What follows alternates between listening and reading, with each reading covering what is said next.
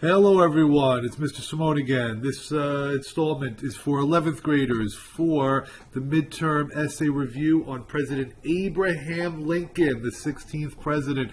I'm not cool enough to know, I think there was some vampire movie about him, but I have no idea what that is all about. But yeah, I can tell you that he was not a vampire. However, he was a very well-known president. So, what was his life like prior to becoming president? Abraham Lincoln was a member of the House of Representatives from the state of Illinois.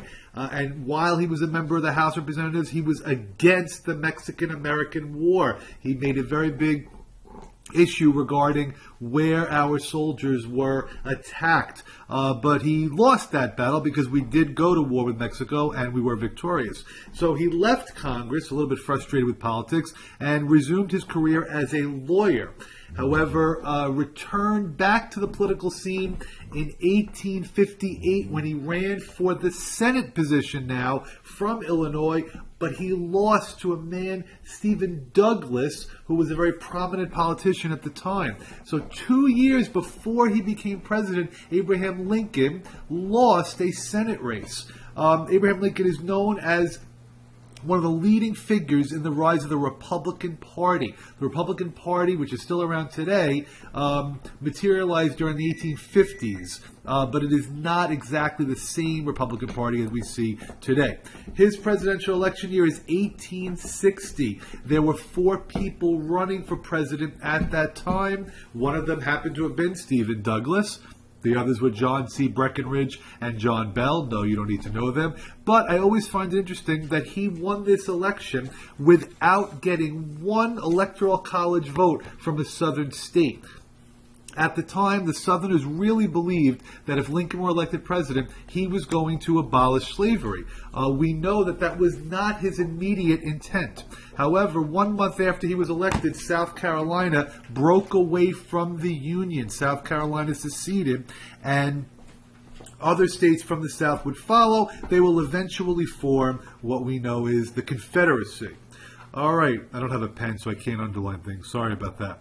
All right, so now while he's president, it is very important to know that his goal, his stated goal, really was to preserve the Union. He was very focused exclusively on bringing the country back together. As a matter of fact, he never really thought that the southern states had a legal constitutional right to secede from the Union. It was once quoted as saying, if I could save the Union by freeing every slave, I would. If I could save the Union by freeing no slaves, I would. If I could save the Union by freeing some slaves and not others, I would. So clearly his goal is to preserve the Union. However, during the Civil War, Lincoln issued his Emancipation Proclamation. This was an executive order by the president, and many students often are confused by exactly what he did with this measure. So he declared that on January 1st, 1863, any slave, all slaves, who were living in a state that was rebelling against the United States would now be free. Now, I hope you can see this map here.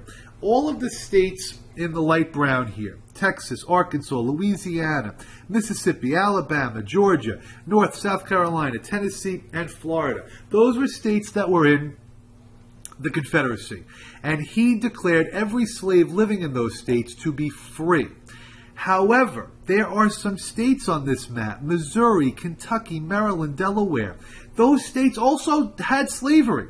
All the northern states did not. At this point, they had all abolished slavery. But those states in the middle, who are referred to as the border states, they still had slaves. Yet they were on the same side with the North. They were not part of the Confederacy. Those slaves were not freed.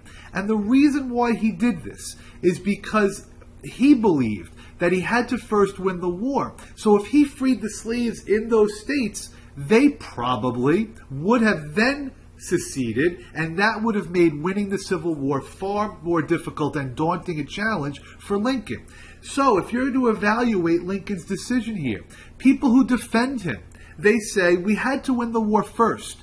Then we can abolish slavery as a nation completely. And that is what happened. The 13th Amendment will later be ratified. But if you're against Abraham Lincoln's decision, you would argue that what he did is he allowed slavery to continue And that is an abomination. And we should not have we should have prevented slavery immediately. That should have been his primary focus. But the way it does play out is that the Union, Lincoln's armies in the North, they are victorious, and the 13th Amendment will end slavery.